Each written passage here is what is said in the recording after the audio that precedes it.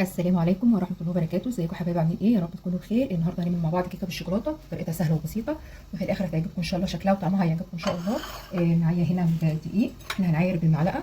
معايا 14 معلقه من الدقيق، طبعا أنا هنا عداهم خلاص. ومعايا 3 معالق كبار كاكاو، انا بعاير بالمعلقه الكبيره خلاص. وبرده هاخد معلقه كبيره من الكيك شيف، هيبقى 14 معلقه من الدقيق، و3 معالق من الكاكاو، ومعلقه من البيكنج باودر او كيك شيف. تمام. هنخلهم مع بعض. طب هنخلهم بس عشان الصوت دوت، وارجع لكم تاني عشان بس الصوت. بصوا يا بنات، انا نخلت الدقيق والكاكاو. الكاكاو ده كاكاو خام، كاكاو اسباني. بص هحط هنا معلقه من الكيك شيف او البيكنج باودر العادي، معلقه كبيره برضو اهيت. خلاص كده هقلب المكونات ديت على بعض واحوش ديت، وهركن ده كده على جنب. طبعا هخلط ده كده، نشوف هعمل ايه بعد كده. هجيب طبق واحط فيه معايا 3 من البيض.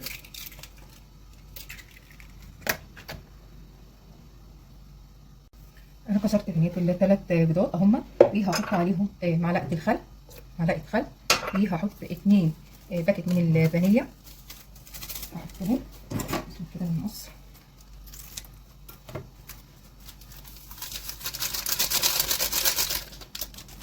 واحط سكر حوالي حوالي كده بتاع 6 معالق او 7 معالق من السكر، يعني 6 معالق او 7 معالق من السكر.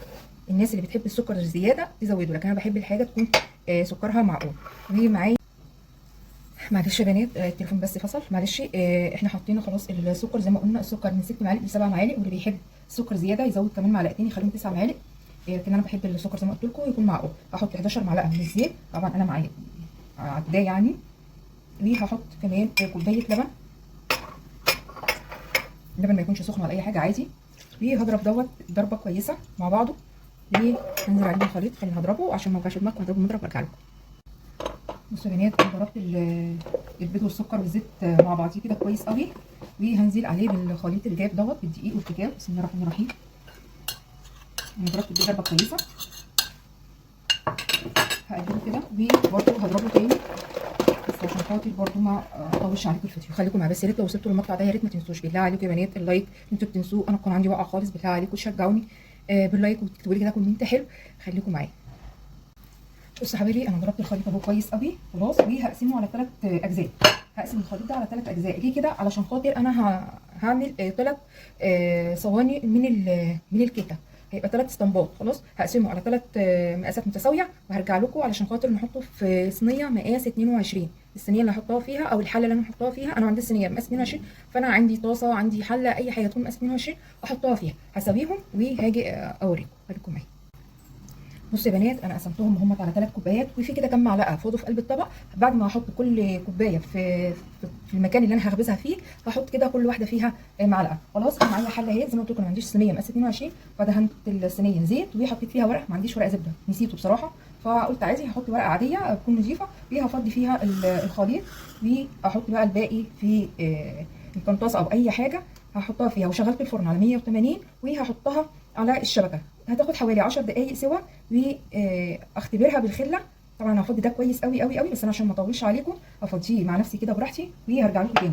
خلاص بصوا يا بنات، انا دلوقتي هعمل كريمه اقتصاديه. خلاص علشان انا هعمل الكيكه اللي انا عملتها ديت، هي بصراحه تورتايه مش كيكه. انا هنعمل كده كريمه مع بعض بطريقه سهله وبسيطه واقتصاديه، تدينا برضو حشوه للكيكه حلوه. هنحط هنا 2.5 معلقة من الدقيق. بسم الله الرحمن الرحيم. 2.5 معلقة، وهحط 2 معلقة من النشا. ده نشا. كيس فانيليا، نص كوبايه سكر، وكوبايتين لبن. بسم الله الرحمن الرحيم.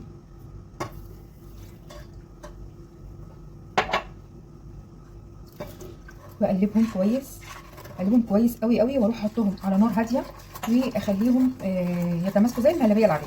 خلاص هنروح احطهم على البوتاجاز ونشوفها بعد ما نعملها. بعد ما نشيلها من على البوتاجاز هنشوف هنحط عليها ايه تاني. خليكم معايا. الكريم اهيت خلاص كده استوت. هحط عليها 50 جرام من الكريم شانتيه، 50 جرام من الكريم شانتيه، او كيس عادي من الجاهز اللي هو بتاع دريم يعني، او اي كيس كريم شانتيه حطي عليه. بسم الله الرحمن الرحيم. هحطه كده كله. مش عايزه اقول لكم ريحه الكريمه طعمها حلو قوي قوي. طبعا بالطريقه دي كمان هتبقى احلى واحلى. واقلبها كده. هي الكريمه سخنه على فكره، يعني لسه هيشاها، ممكن شايفين الدخان البخار بتاعها يعني طالع. هقلبها كده كويس وهغطيها بكيس بلاستيك. هسيبها بس تبرد وبعد كده احطها في التلاجة. هسيبها تبرد واحطها في التلاجة علشان خاطر عاوزاها تسقع كويس.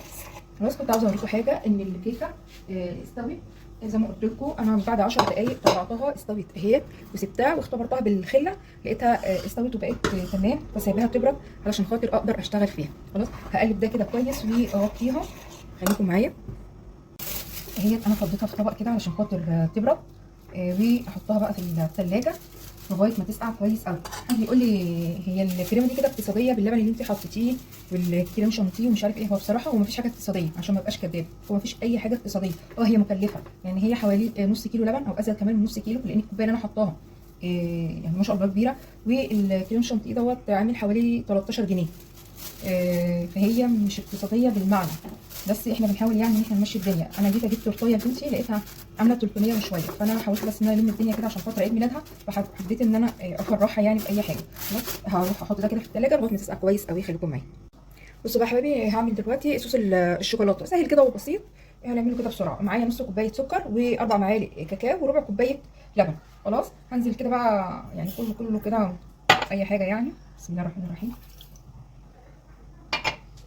الكاكاو دوت نخلاه عشان خاطر ما يبقاش فيه اي حاجه اي حبيبات. وهقلبهم كويس قوي قوي مع بعض، وبعد كده هروح اعمله على نار هاديه. طبعا انا هقلبه كده، اقلبه كويس قوي قوي على البارد، واروح اعمله على البوتاجاز على نار هاديه جدا جدا لغايه ما السكر يدوب معايا كويس، وبعد كده هخش من على النار وهنشوف هنحط عليه ايه. بصوا يا حبايبي، انا طبعا حطيتها على نار هاديه لغايه ما دابت كده والسكر داب. هحط بقى قطعه زبده حوالي 50 جرام اهي. بسم الله الرحمن الرحيم. واقلبها فيها واسيبها بقى ايه تبرد تهدى كده مع نفسها. بس بقى هسيبها تبرد وبعد كده هرجع لكم نشوف هنعمل ايه تاني مع بعض. بصوا يا حبايبي، انا بعد ما سبت الكريمه اهي سبتها في الفريزر شويه تسقع. هضربها بقى كده ايه شويه بالمضرب الكهربائي. خلاص هحطها كده في اي حاجه بقى، هنزلها كده واضربها شويه وهوريكم عشان خاطر ما اطولش عليكم الفيديو. خليكم معايا. بصوا يا بنات، لو انتوا لقيتوا الكريمه تقيله كده شويه، حطوا شويه يا اما شويه لبن صغيرين متلجين، يا اما شويه ميه كده صغيرين برده متلجين. انا حطيت هنا كده مطرح الكوبايه بتاعت اللبن، حطيت ربع كوبايه ميه هنا متلجه، وهضربها تاني علشان خاطر تخف معايا شويه بدل ما هي سميكه قوي. خلاص هضربها كده وهرجع لكم برده تاني. بصوا يا حبايبي، انا حطيت اهوت اول طبقه، وطبعا الكريمه انا ضربتها اهوت. هحط كده حبه من الكريمه طعمها حلو قوي قوي. مش عايزه اقول لكم بجد طعمها جميل جدا. بفرد كده الكريمه، اتوصى كده بالكريمه عشان ايه هما كده يبقوا طبقتين بس من الكريمه، فتوصى يعني بالطبقه اللي تحت.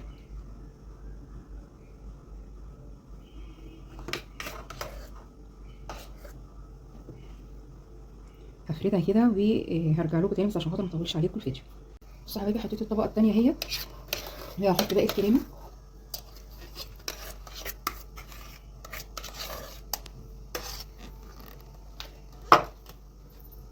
اهي. هفردها برده كده كويس، تكون متساويه يعني، ما تبقاش حته فيها كويسه وحته لا. هفردها كده، هظبطها وارجع لكم. بصوا بقى يا حبايبي، اخر طبقه ديت هخلي الوش ده من تحت واحط دي كده، وهحطها في التلاجة. مش هحط عليها كريمه لا خلاص، عشان بس نحط على ديت صوص الشوكولاته. ماشي، هسيبها كده واحطها في التلاجة عشان تمسك شويه، بعد كده نرجع نشوف هنعمل ايه. بصوا يا حبايبي، انا بعد ما سبتها شويه في التلاجة، سبتها حبه حلوين. طبعا انا هنا بشرت شوكولاته، اي نوع شوكولاته انتوا بتحبوه يعني. بشرتها كده تخينه كده، وبشرتها هنا ايه انا. خلاص، والصوص بتاع الشوكولاته انا طبعا صفيته عشان خاطر ميبقاش فيه اي كتل. حطيت الصوص هنا في الكيس العادي دوت، اي كيس، انا ما عنديش كيس حلواني بصراحه، فحطيت في كيس عادي. هحط كده على الوش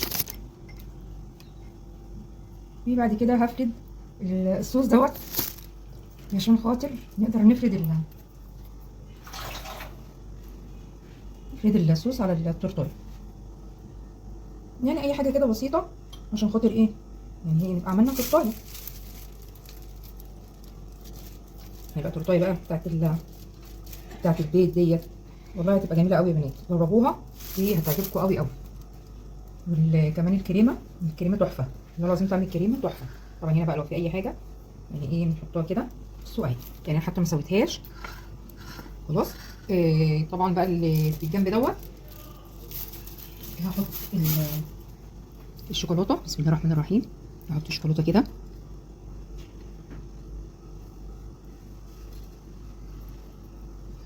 هحاول ان انا اظبط كده الشوكولاته كده من على الجنب. هعملها وهخلصها وارجع لكم. حبايبي التورتايه اهي خلاص خلصت. طبعا تورتايه على قد ايدي، ويعني بتاعت الناس الغلابه. انا بصراحه اول مره اعمل تورته.